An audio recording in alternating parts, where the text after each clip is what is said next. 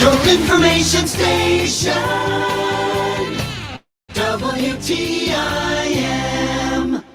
It's a WTIM morning show. I'm Avery Cooper. Your stream brought to you by Landmark of Taylorville. You always do better with Landmark, and People's Bank can trust where they put people first. You'll find the streams on the TaylorvilleDailyNews.com Facebook or on YouTube at WTIM TV.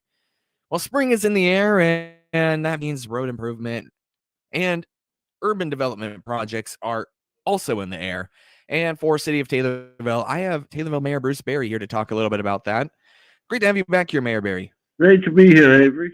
So tell me, what do you know about this spring and summer for projects as far as roads, bridges, downtown? What are you expecting? Well, like I said, the first project that the city's going to do is improve North Main from Park Street to Vine Street. That's the street that runs by City Hall and by the Round Table Restaurant and also the other restaurant there. We're going to improve that area, and then we're going to begin the plans for the revitalization of downtown.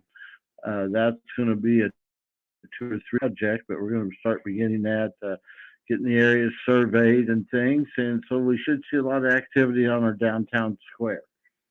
Interesting. When it comes to North Main, what are some of the improvements that you'll make? Well, we're going to put curbs and gutters there and a new pavement, and I think it'll be a nice entranceway to our downtown area. So that's the first project. We've already surveyed all that, and we'll soon put it out for bid. That'll be the first thing that the people see.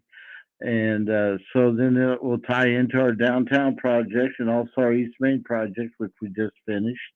And then, we'll begin the blocks around the square. And so in the next year or two, we should see a lot of activity in our downtown area.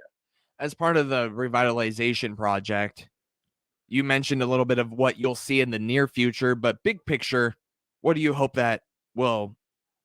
Big picture, in the next 3 to 4 years, we will have completed East Main, from Park Street all the way to Walnut Street, and we're going to revitalize the 9-block area around our square.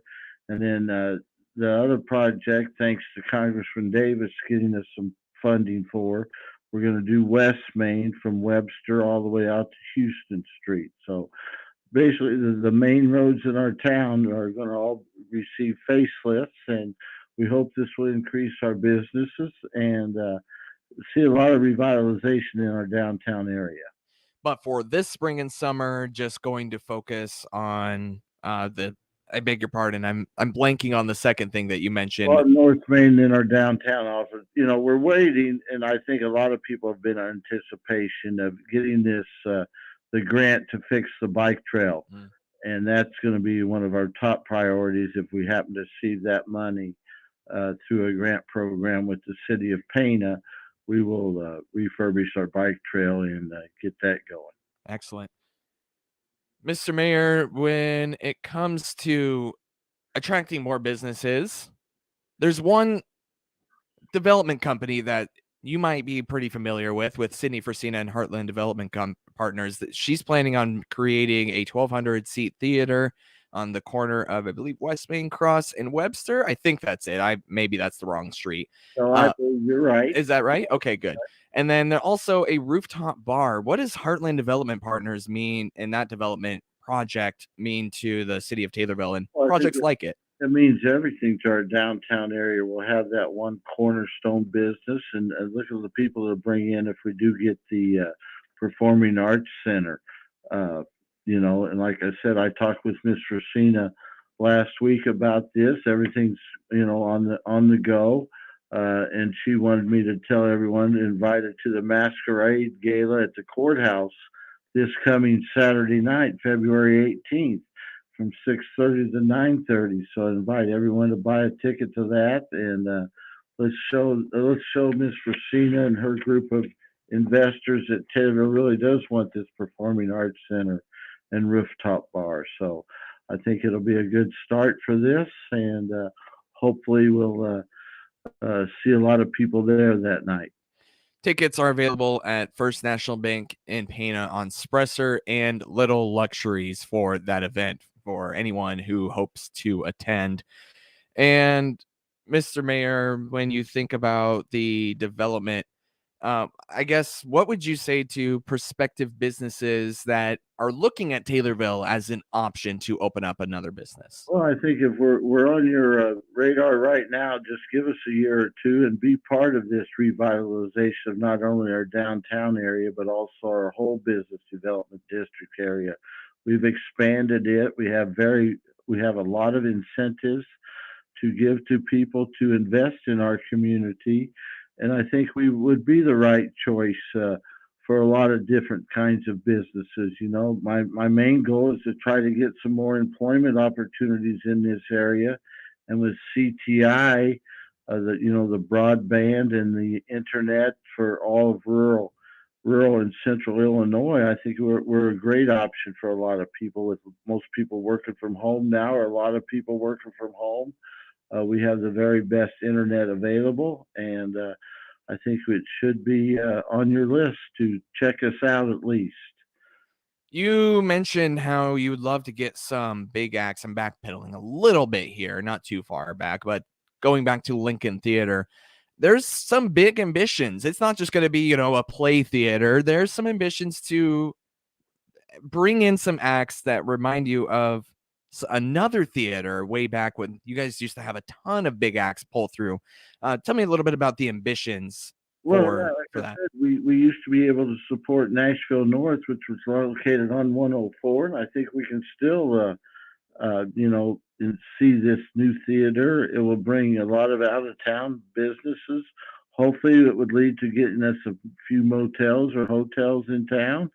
And I know a few people are building some bed and breakfasts. I think that's part of Heartland Developers too, maybe building another bed and breakfast and things like that. So, like I said, I'm excited about the prospects at Taylorville in the revitalization, and I just hope that we can come to some type of fruition and get these out of town investors into our town. Right. And that was going to be my next question when it comes to economic development. When you build this 1,200 seat theater, you're hoping to bring people out of town, but what else needs to happen to make sure that Taylorville can support those out of town folks on their vacation? You mentioned motels and bed and breakfasts and stuff. Is there anything else that you're really looking at? And I think it will bring in all types of restaurants and things. If you get 1,200 people in your town every weekend, they got to be able to eat and sleep somewhere and have other activities. So I think it'll be just great for our weekend trips. That the ladies can come to the theater, the guys can maybe go golfing and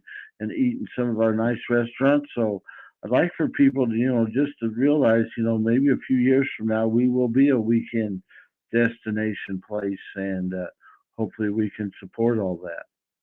All right, let's highlight a certain business in Taylorville. Have you ever done an escape room, Mr. Mayor? No, I have not. No? I've Well, always you liked and to. me should go to that escape room in Taylorville Well, sometime. you set that up, Avery, and I'll be one of your participants. Okay. You might, you know what? I think I might just pull together a little audio thing and me and you trying to get out of an escape room. Okay, that would be. I know. I really, Pam Frumps does a lot for our community and things, and I just want to thank her. But that's one event that I have not ever participated in, but would like to one day. Okay. Well, that's Mayor Bruce Berry. Just thought I'd bring up just a random business that exists in Taylorville that maybe some people don't know exists. Real quick before we move into a timeout, where would you describe that escape room as far as its location? Well, it's located just a block off our downtown square. They're on the corner of what is it, Madison or Clay and Street, and what a great job they do. I do see activity in and out when I'm Oh out yeah. riding in my golf cart and things like that. So it's for some people, maybe not a I call myself an older middle aged man, something for me to do, but I think it would be a good family activity. That's behind locked doors, and you are correct, Mr. Mayor. It is on Clay Street around the downtown area. That Yeah. is Taylorville Mayor Bruce Berry. More from him after this short timeout, right here on WTIM, your information station.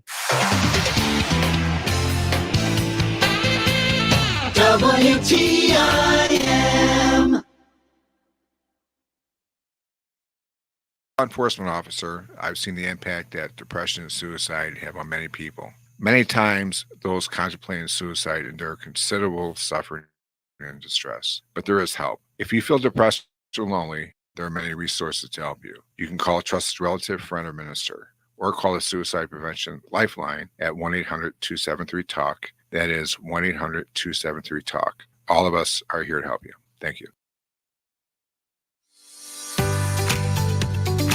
This is Becky Edwards, owner of B&G Administrative Services in Taylorville, your link to a better business day. I am proud to be the exclusive sponsor of the Miller Media Group B&G Administrative Services Business of the Month.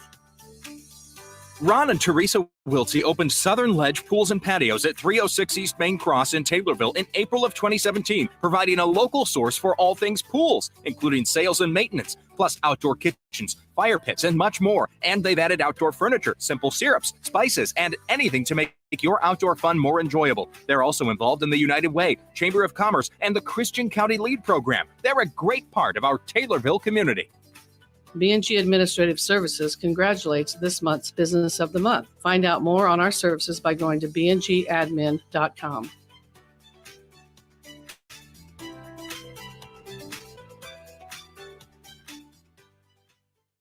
In addition to great radio marketing, the Miller Media Group now offers a full suite of digital marketing solutions. Our affordable programs include custom web design and SEO to help you get found on Google. Seeking more inbound web and store traffic? Our Facebook, YouTube, and geo-targeted marketing programs are all designed to make your cash register ring. To get started, call your Miller Media account manager or go to mmgdigitalnow.com. Miller Media Digital, where digital becomes local. CBS Sports Radio. The many platforms of News Talk WTIM keep you up to date on the latest sports scores, sports interviews, and your calls on CBS Sports Radio overnights and weekends. From professional to college, from the latest drafts to the latest deals, plus all the scores every hour, CBS Sports Radio keeps you in the know on the air and online on the many platforms of the News Talk WTIM network. Tune in or click through for CBS Sports Radio overnights and weekends on News Talk WTIM. CBS Sports Radio. At People's Bank and Trust, they say you can bank on us to put your business first. Finally, you have a real banking partner to make sense of business lending. Find out how People's Bank and Trust's business bankers can serve you by clicking their icon at TaylorvilleDailyNews.com. Member FDIC. Hi, this is Jeff Robinson from Advanced Title. Whether selling your home on your own or through your local realtor, please give us a call at 824-8007 for all your title work needs. Your information station, WTIM. Welcome back to the WTIM Morning Show. I'm Avery Cooper. Your stream brought to you by Landmark of Taylorville, where you always do better with Landmark and People's Bank and Trust. They put people first. I'm here on the phone with Taylorville Mayor Bruce Berry, catching you up with all the events happening in Taylorville, whether that's news or just a little bit of fun. We talked a little bit about all the fun stuff going on in Taylorville, Mr. Mayor Berry, but also last week you had a city council meeting. Let's catch the folks up on what went on there. One of the items on the agenda involved turning the old Pizza Hut into a kind of a gaming parlor, smoke shop, but then that the city council decided not to vote on that last time. So I just wanted to know, what was the thought behind taking it off the agenda for this last city council meeting? No, we had an applicant come in and fill out an application for a gaming license at the Pizza Hut. And as all applications, I put it before council. And about an hour and a half before the meeting, the person that had turned in the application had met me up here at City Hall to talk about it. And he withdrew the application. So It wasn't anything really that the city council did. Is the person that applied for and filled out the application withdrew it himself. So he didn't have the proper financing or things like that, I don't know for sure. But I think it was he was going to buy it. It was the sale pending is what the sign says on it. And so I don't know if the sale is going to go ahead and go through or not, but it'll be interesting to see what happens. Okay. And in the Department of Gaming, the city also approved a increase for gaming machines per unit. Why don't you go ahead and give me a little bit of an overview of what the fee was and what it is now and the reason for that increase? Well, the reason our fees are set by the state statute because we're a non-home rule town, and we're non-home rule. And before, up till last year, the fees we could only charge were $25 a machine. Well, the state legislator changed it a year ago. Where municipalities that were not home rule could charge up to $250 a machine, of which the people that own the machines themselves, the machine companies like J&J and things, Venture, things like that, would pay half of the fee. So even though it seems like a great increase to the bar owners and the gaming parlors, it was only their fees would go up from $25 to $125, and the gaming people would pay the other $125. So when you add out the figures, instead of $150 for 6 machines, it would cost the game owners $750, or a $600 increase, which is only $50 a month increase in the licensing fee. So if you look at over time, we got gaming parlors that are bringing in $7, $10, $15, $18,000 per month in revenue. A $50 a month increase to me did not seem that out of line. Again, I didn't vote on it. 7 of the 8 council members voted for this increase, and so I like I said, I'm not saying I didn't agree with the increase, but I did not have a vote. But it was 7 out of the 8. There was only 1 that voted against it, and I think it's a reasonable increase if you look at the big picture. In short, legislature prohibited you from charging more than $25 for a while, and now that has changed, and City of Taylorville is, well, in a better position to use that increase. Plus, it's not nearly as bad as it looks on paper. Do I have that right?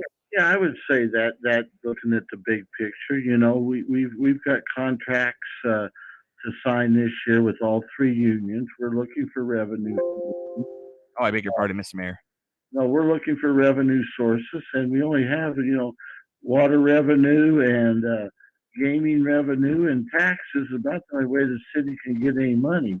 We continue to lose good firefighters and good policemen because we don't pay as much as other people. So if the people look at the big picture of it, we need to raise our revenues, and any way the city can raise revenues, we're going to have to look into it.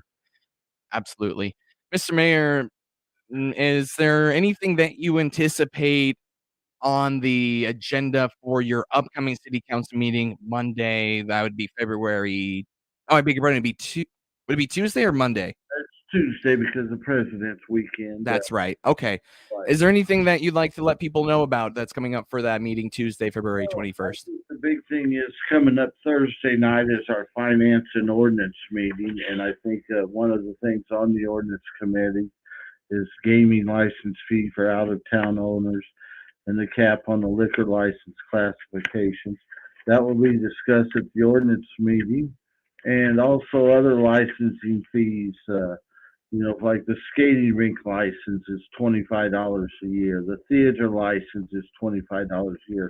So we're not only looking at gaming licenses, we're looking at all other types of licenses. So like I said, we're trying to get back and see if we can't raise a few of our fees as far as licenses to get some increased revenue, so we can afford our firemen and our policemen and our AFSCME workers a little bit better than we've been paying them.